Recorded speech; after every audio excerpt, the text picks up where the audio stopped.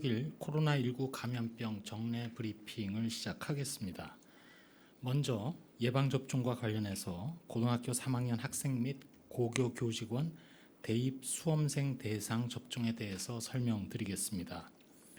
수험생의 안전한 대입 준비를 지원하기 위해서 다음 주 월요일부터 2주간, 즉 7월 19일부터 7월 30일까지 고등학교 3학년 재학생 및 고등학교 교직원 약 65만 명을 대상으로 코로나19 예방접종을 시행합니다. 이번 접종은 각 지역 예방접종센터에서 화이자 백신으로 실시가 되며 관할 교육청과 접종센터가 사전에 일정을 조율해서 학교 단위로 지정된 일시에 접종을 받게 됩니다. 고3 대상 접종은 처음으로 실시되는 청소년 대상군 접종으로 보호자와 본인의 자발적 동의 하에 접종 대상자와 보호자가 안심할 수 있도록 각 지자체와 교육청이 긴밀하게 협력하여 사전 준비에 만전을 기하고 있습니다. 학생들은 교사 선생님의 지도에 따라 접종센터를 방문하여 백신 접종을 받게 되며 접종 당일 건강 상태가 좋지 않을 경우 연기할 수 있습니다. 당부사항입니다. 모든 접종 완료자는 예방접종 후에 15분 내지 30분 동안 접종 기관에 머물면서 이상 반응 발생 여부를 관찰하고 귀가 후에도 적어도 3시간 이상 주의 깊게 관찰해 주시기 바랍니다. 접종 부위는 항상 청결히 유지하고 접종 후 최소 3일간은 특별한 관심을 가지고 관찰할 것을 권장드립니다. 예방접종 후 이상 반응으로는 접종 부위 통증이나 붓기, 발적 등의 국소 반응, 또 발열, 피로감, 두통, 근육통, 메스꺼움, 구토 등의 전신 반응이 흔히 발생하지만 대부분은 2, 3일 내에 증상이 사라집니다. 만약 접종 부위에 통증이나 붓기가 생길 경우 차가운 수건 등을 접종 부위에 대주시고 발열, 두통, 근육통 등에 대해서는 진통 해열제를 복용하는 것이 도움이 됩니다. 아울러 1차 및 2차 접종 후 각각 일주일 정도 고강도의 운동이나 활동은 자제해 주시기 바랍니다. 만약 39도 이상 고열이 발생하거나 일반적인 이상 반응이라 하더라도 일상생활을 방해할 정도로 증상이 심하다든지 또 이틀 이상 지속되거나 또는 알레르기 반응 등의 증상이 나타나면 의료기관을 방문해서 반드시 진료를 받아주시기 바랍니다. 만일 아나필락시스 등 중증 알레르기 반응이 나타나면 즉시 119에 연락하거나 가까운 응급실을 찾아주시기 바랍니다. 또한 파이자나 모더나 백신 접종 후 가슴 통증, 압박감, 불편감, 호흡곤란 등 심근염이나 또는 심낭염의 의심 증상이 나타나는 경우에는 즉시 의료기관의 진료를 받으시기 바랍니다. 다음으로 백신 도입 현황을 설명드리겠습니다. 일요일인 오는 7월 18일 개별 계약된 아스트라제네카 백신 118만 8천 회분이 공급될 예정입니다. 8월 말까지 약 3,500만 회분의 백신이 도입될 예정입니다. 구체적으로는 코백스 아스트라제네카 83만 5천 회분, 개별 계약된 아스트라제네카, 화이자, 모더나 백신 약 3,400만 회분, 얀센 10만 1,000 회분 등입니다. 다음으로는 방역과 관련된 사항입니다. 최근 코로나19가 의원급 의료기관에서 집단 사례로 발생하고 있습니다. 올해 전반적으로 의료기관에서의 코로나19 확진자 발생은 감소했지만 7월 들어 특별히 의원급 의료기관에서 집단 사례가 있습니다. 사례로 어떤 의원에서는 환자 30명을 포함하여 가족, 지인 등 총 47명의 확진자가 발생하였는데 증상 발생 기간 동안 확진자 다수가 의료기관을 지속적으로 방문해서 추가 환자 발생 규모가 더 컸습니다. 또 다른 어떤 의원의 경우에는 환자가 7명, 간병인 1명을 포함해서 의원 내 총 10명의 확진자가 발생하였고 증상 발생 기간 중에 간병 활동 등을 통해 전파된 것으로 추정됩니다. 이러한 의원급 의료기관 내의 코로나19 주요 전파 위험 요인은 증상 발생 후부터 확진일까지, 즉 검사와 진료에 시간이 지연된 것, 그리고 의료기관 내의 감염 관리가 미흡한 것, 실내 환기의 불충분, 또한 대기실에서 거리두기 미흡 등이 발견되었습니다.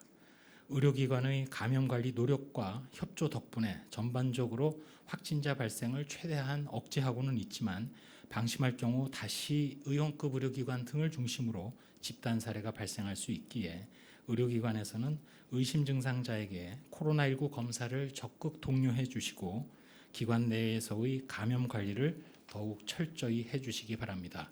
구체적으로 의료기관의 이용자 또 종사자 여러분들은 예방접종 여부와 관계없이 반드시 마스크를 착용해 주시는 등 기본 방역 수칙을 계속 철저히 실천해 주시기 바랍니다. 다음으로는 연구 개발 치료 등의 분야입니다. 먼저 변이 바이러스에 대한 항체 치료제 효능 관련된 동물 실험 결과입니다.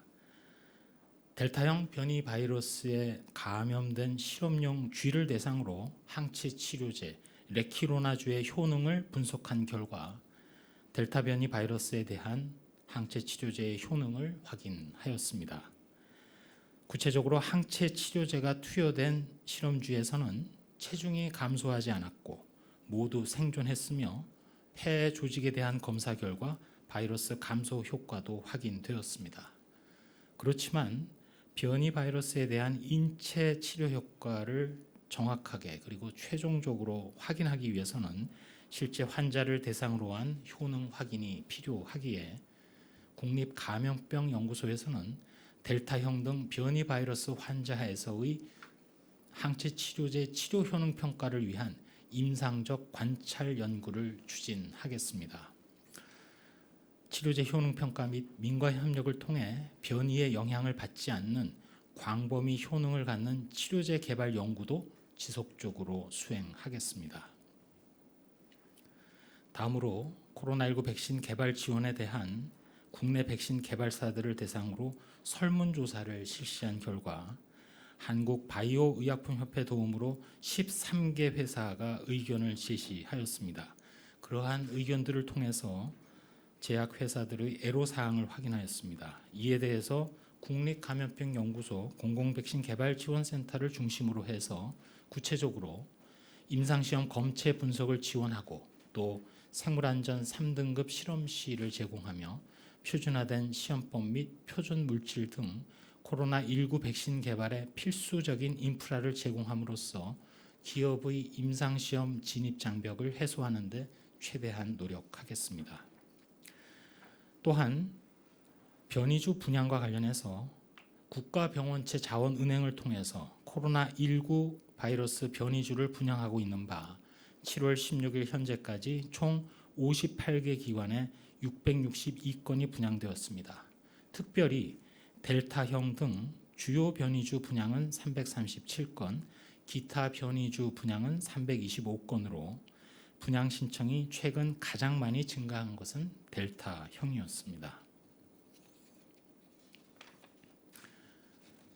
한 말씀 드리도록 하겠습니다. 코로나19 발생 상황이 여전히 엄중합니다. 지금은 응급 상황이자 위기입니다.